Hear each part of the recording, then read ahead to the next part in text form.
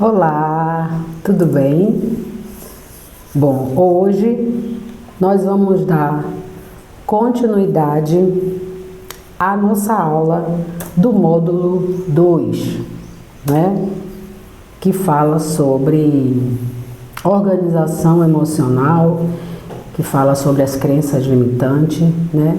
E aí é a nossa segunda parte hoje e nós vamos falar sobre crenças limitantes. Mas o que é crenças limitantes? Bom, a maneira mais confortável de entender as nossas crenças limitantes e descobrir de onde elas vêm não é forçando respostas, e sim criando um espaço interno seguro para que elas possam aparecer. A gente precisa tomar esse cuidado, né? Crença limitante, ela não nasce de uma frase solta, mas sim de uma experiência emocional que foi registrada no corpo e na memória ativa lá atrás. Por isso ela precisa ser abordada com muita suavidade, né? E aí eu quero aqui me arriscar e dizer que há um caminho que costuma tornar esse processo mais leve e possível. Primeiro, precisamos começar a observar o comportamento e não a origem. O jeito mais confortável é começar pelo presente, porque é nele que a crença se manifesta.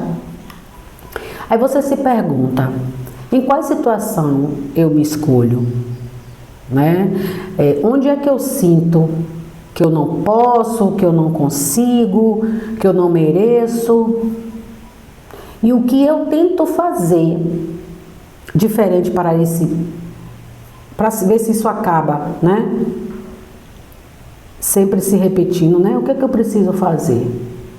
E fazer diferente, para que as coisas comecem a não se repetir.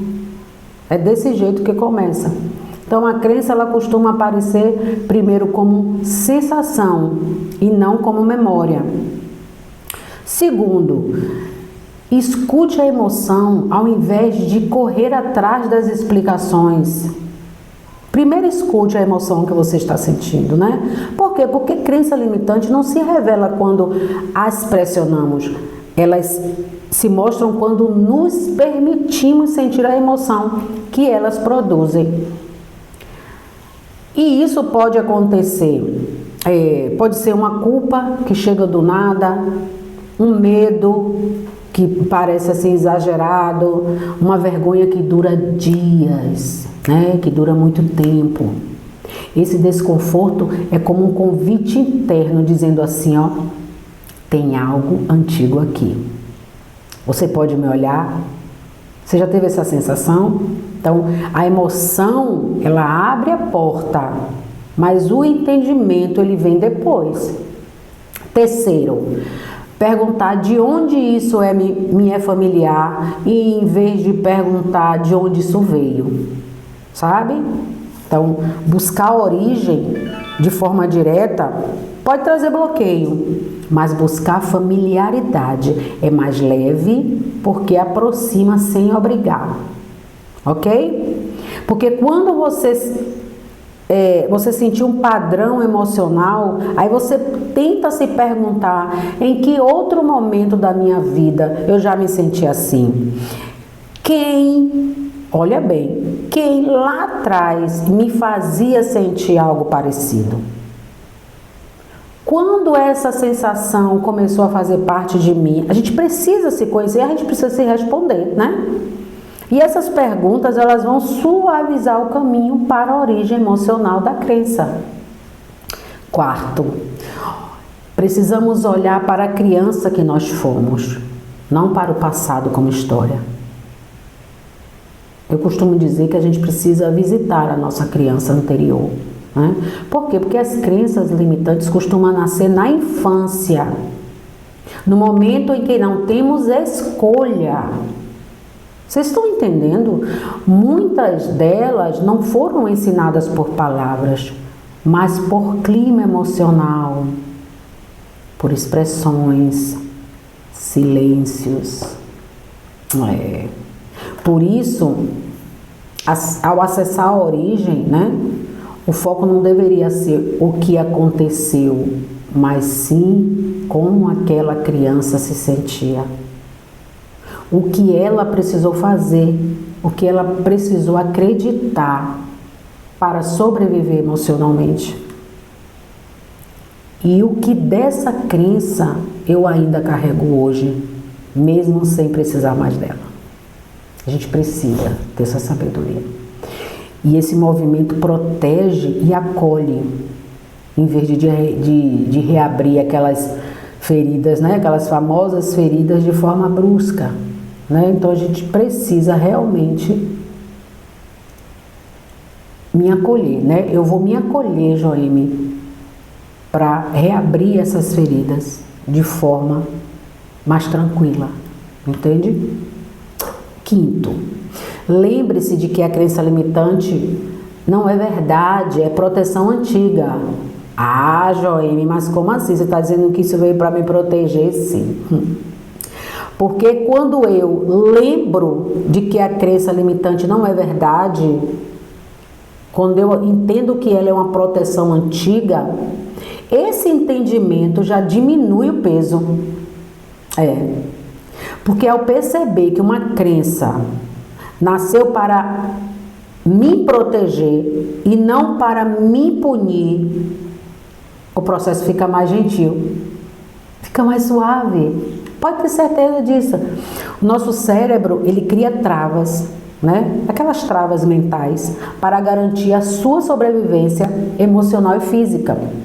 A crença, ela nasce muitas vezes como mecanismo de defesa do nosso cérebro. Para quê? Para nos manter seguros da nossa zona de conforto. Elas surgem para evitar riscos, para evitar falhas e para evitar até rejeições. Então eu vou estar sempre na defensiva. Crença limitante, entende? Então eu vou usar sempre para me defender. Quer ver um exemplo? O perfeccionismo, né, é aquela crença onde eu penso assim: tudo o que eu faço precisa ser perfeito. Qual é a real intenção? É me proteger contra críticas ou punições por um trabalho mal feito. E isso vai me causar limitações, como a procrastinação, o esgotamento mental. E essas limitações, elas prejudicam muito o ser humano. Muito. Por conta de quê? Do meu perfeccionismo, que eu entendi lá atrás que eu preciso fazer tudo com perfeição. Hoje eu me cobro, né? Porque eu estou o tempo todo atrás dessa crença limitante do tudo que eu faço tem que ser perfeito. Para quê? Para me proteger das críticas, né? E até realmente, como eu falei, das punições por um trabalho mal feito. Então eu vou estar sempre com aquele medo, sabe? Com aquele medo das críticas. A crença limitante, ela é sempre uma tentativa de se sentir seguro. Sempre. Quando você enxerga isso, o julgamento vai embora. Aí a compaixão vai entrar. Pronto, né? Ponto positivo. E é aí, né, que está o perigo, né? A Joeme, ponto positivo, legal, é ter compaixão de tudo. Mas é aí que entra o perigo. Por quê? Porque elas fazem com que o indivíduo repita os mesmos erros em seus relacionamentos, na carreira, nas finanças, sem perceber que estão sabotando a si mesmo. E aí deixa eu te mostrar 3 exemplos práticos de como esses padrões se manifestam no cotidiano. Prestem atenção. Primeiro, o padrão do relacionamento abusivo ou o dedo podre. Vocês já ouviram essa frase? Ah, eu tenho um dedo podre para homem. Qual é a crença, Joeme? Eu não sou boa o suficiente para ser amada, ou o amor machuca, né? Por quê? Porque na maioria das vezes viu aquela mãe sendo machucada e não amada, sabe? Hostilizada. E aí qual é o comportamento nessa pessoa? A mulher, ela escolhe parceiros frios, distantes, e abusivos, né? Aí vai surgir a repetição. Quando um relacionamento termina, aí ela inconscientemente busca alguém com o mesmo perfil tóxico. Ela confunde a ansiedade da rejeição com a química do amor. Precisa tomar cuidado com isso, né? Por isso que o autoconhecimento é bom. É muito importante para a nossa vida.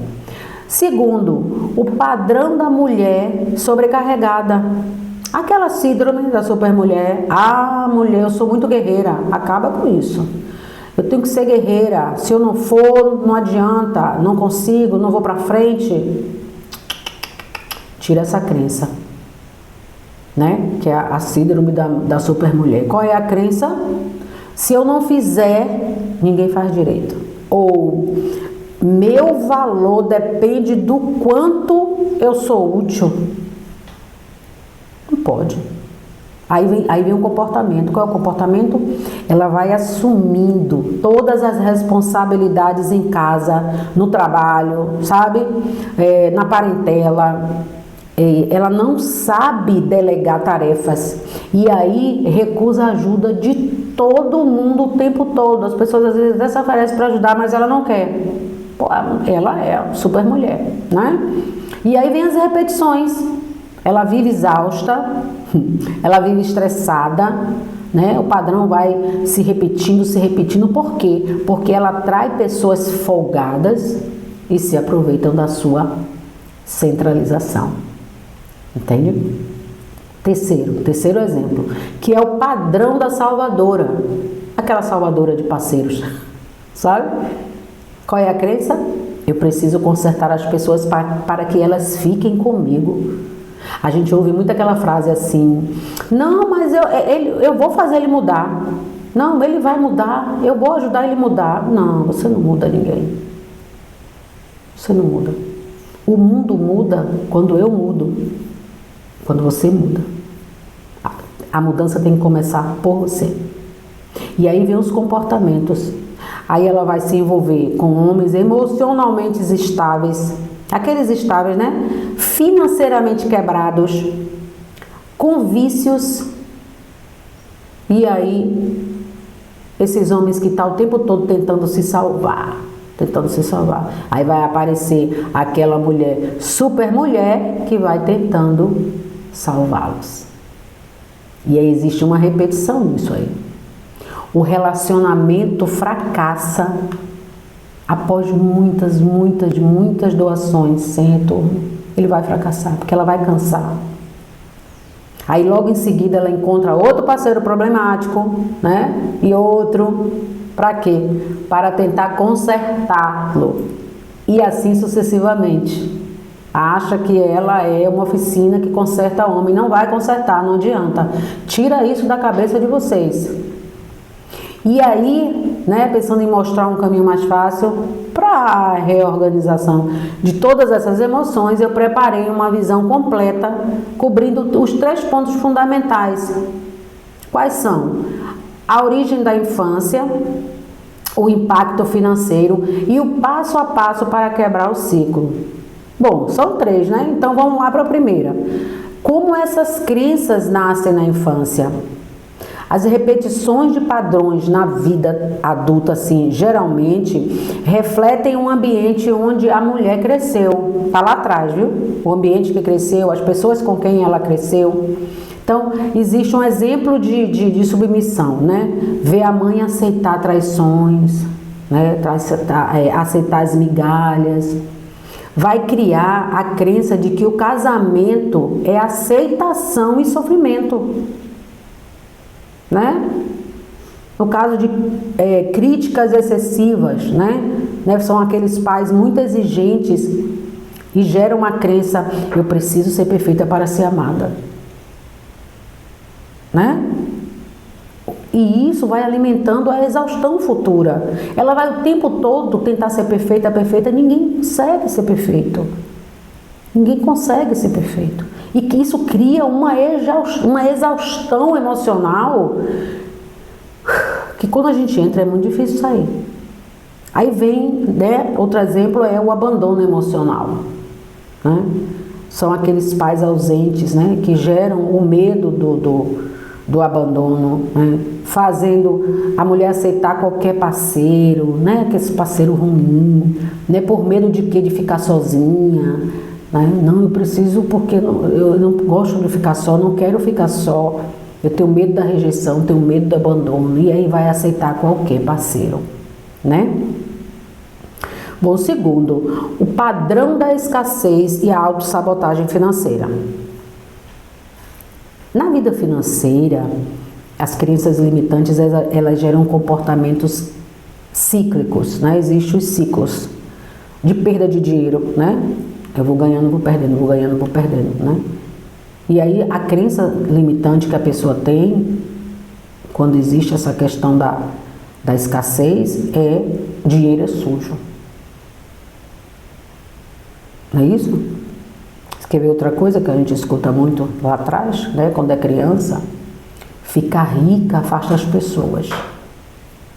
Ou tem outra assim que diz: eu não sei lidar com dinheiro. Quanto mais você fala, você não vai lidar com dinheiro. Você não vai ter inteligência para lidar com dinheiro. Não vai saber administrar. Quanto mais você fala isso, vai reverberar. Não tem jeito, né?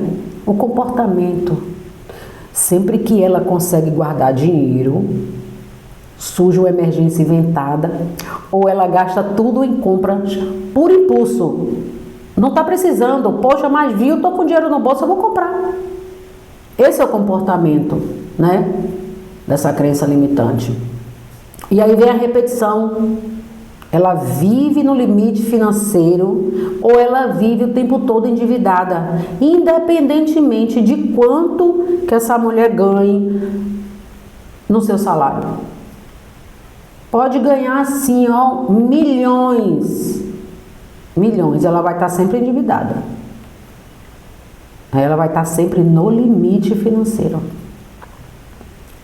Terceiro, como quebrar ciclos de repetição? Bom, para interromper esses padrões automáticos que eu estou falando, a mulher ela precisa passar por 4 práticas, que são identificar, rastrear, questionar e, por fim, agir diferente. Lembra? Não sei se eu já comentei com vocês que assim, ela sofre as feridas e as emoções lá atrás, ela vai passar, né, vai adquirir crenças limitantes. E aí, mas tem a repetição, Joaíma, ela pode repetir tudo inconscientemente, pronto, mas ela pode querer fazer diferente, né? Ela pode querer diferente. Um exemplo bem prático. O homem que é abusivo, que comete a violência doméstica, né? Que bate na mulher, vamos dizer assim. Ou seja, das duas, uma. Com certeza, ele viu a mãe, ele viu alguém próximo sofrer com o marido, né? Sofrer violência doméstica. Mas ele tem 2 caminhos a seguir na fase adulta. Ou ele vai repetir, repetir o mesmo padrão do pai, do tio, sei lá, ou ele vai dizer assim, não, eu vou ser diferente. Sabe? É a maturidade emocional. E aí, quando a gente fala em identificar, a gente precisa anotar qual área da nossa vida sempre termina no mesmo resultado ruim. Poxa, Joaíma, a minha área financeira sempre termina ruim, sempre. Aí quando a gente vê assim, não, vou rastrear, né? A gente precisa rastrear, ou seja, descobrir qual frase ou pensamento vem à mente, sabe? Antes de tomar uma decisão errada. Isso é rastrear. Mas como questionar, Joaíma? É você se perguntar se essa crença é um fato real ou apenas uma história herdada da família. Porque a história também influencia muito. A gente vai ouvindo, toma aquilo como verdade, né? Aí a gente precisa agir diferente, como eu falei para vocês. A gente tem 2 opções, a gente vai repetir ou a gente vai agir diferente. Então, force-se Você precisa se forçar a tomar a atitude oposta ao padrão na próxima oportunidade, quebrando o automatismo, né? Que fala, né? Aquela coisa do automático. A gente precisa quebrar esse automático. Não, não quero não, eu vou fazer diferente.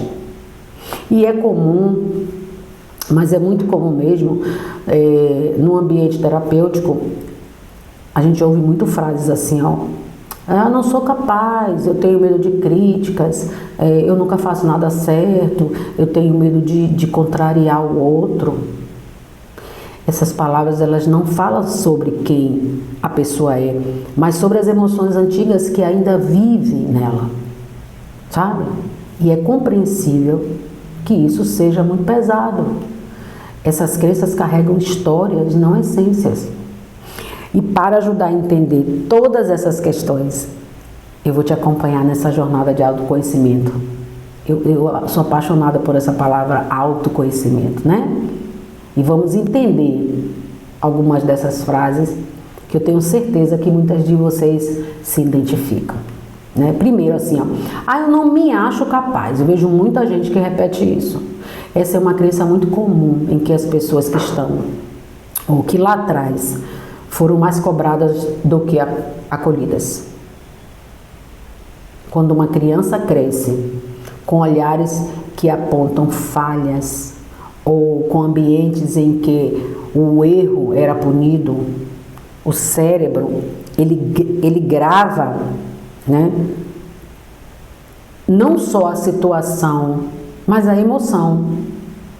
E a mensagem emocional que fica é algo como: se eu errar, eu posso perder amor. Essa sensação, ela costuma se transformar na vida adulta em um medo constante de não dar conta, sabe? E aí eu fico me perguntando, né? Eu quero perguntar para vocês também, quando é que você se sente incapaz? Essa sensação tem alguma cor, né? Alguma lembrança? Ou alguém, algum clima emocional parecido com algo que você viveu lá atrás? Né? Se pergunte, né? Quando eu me sinto capaz, essa sensação tem alguma cor, tem alguma forma? Segundo exemplo, né, de frase que eu escuto, que é: eu tenho medo das críticas. O medo da crítica não nasce do presente, ele é efetivado pelo passado, né? A crítica, ela só machuca, ela machuca profundamente quando há uma ferida antiga ligada a ela. E às vezes, não é a crítica em si, é o que ela significava. Essa crítica significa o quê? Rejeição, humilhação, desvalorização, perda de acolhimento, sabe? Abandono, injustiça. Então, essa crença eu tenho medo das críticas, é isso, né? Esse medo não te diz você é fraca. Ele diz: eu me protejo como eu posso. Entende? Eu preciso o tempo todo estar me protegendo. E essa proteção antiga, ela vai continuar reagindo. Mesmo quando você já é adulta, ela vai continuar reagindo. E aí, se você olha para dentro, né, você talvez consiga perceber como que o seu corpo reage quando alguém te critica. Você consegue perceber, né? E essa reação se parece com algo que você já sentiu na infância? Já sentiu na adolescência? Você vai lembrar. Você vai lembrar. Aí onde está o segredo? Eu me lembro. Foi ali, naquela fase ali. Entende? A terceira frase é: eu sinto que não faço nada certo. Essa crença, ela quase sempre nasce de ambientes emocionais onde o reconhecimento era escasso, né? Quando a criança não recebe validação suficiente ou recebe validação só quando é perfeita, ela aprende que precisa se exceder, que precisa ultrapassar um limite para sentir que é boa bastante, né? E sabe o que é mais doloroso? Mesmo quando faz as coisas certas, não consegue sentir isso.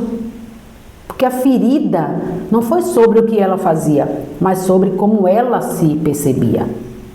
Mas aí eu quero te convidar a observar. Essa sensação aparece mais em quais momentos? Quando você faz algo novo? Ou quando você está sendo observada? Outra frase é: eu tenho medo de contrariar as pessoas, Jaime. Essa é uma crença profundamente ligada à sobrevivência efetiva. Em algum momento, contrariar pode ter significado perder amor, perder acolhimento, perder aprovação ou até ser punido emocionalmente.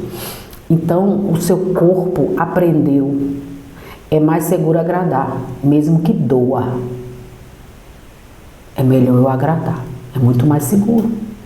E hoje, mesmo sabendo racionalmente que discordar é parte da vida, a sua criança interna ainda se protege. Porque talvez valha a gente se perguntar assim, quando é que eu me imagino contrariar alguém? O que é que eu temo perder? O que é que eu imagino que pode acontecer? E o ponto em comum entre todas essas crenças é que nenhuma delas nasceu em você. Elas nasceram no ambiente em que você cresceu. São respostas e não definições. Proteções e não identidade. Vocês entenderam agora por que a crença limitante é uma proteção? E o mais importante, elas podem ser elaboradas, ou seja, elas podem ser organizadas com dedicação. A cura começa quando você consegue olhar para cada uma delas com compreensão, não com crítica. Porque foi justamente a crítica que plantou essa crença em você. E qual dessas crenças você sente que dói mais hoje? Porque com o passar do tempo vai surgir dúvidas, né? Medo, né? De que as crenças limitantes possam, de alguma forma, atrapalhar a vida inteira. Mostrando o quanto isso toca um lugar profundo e vulnerável dentro de cada um de nós.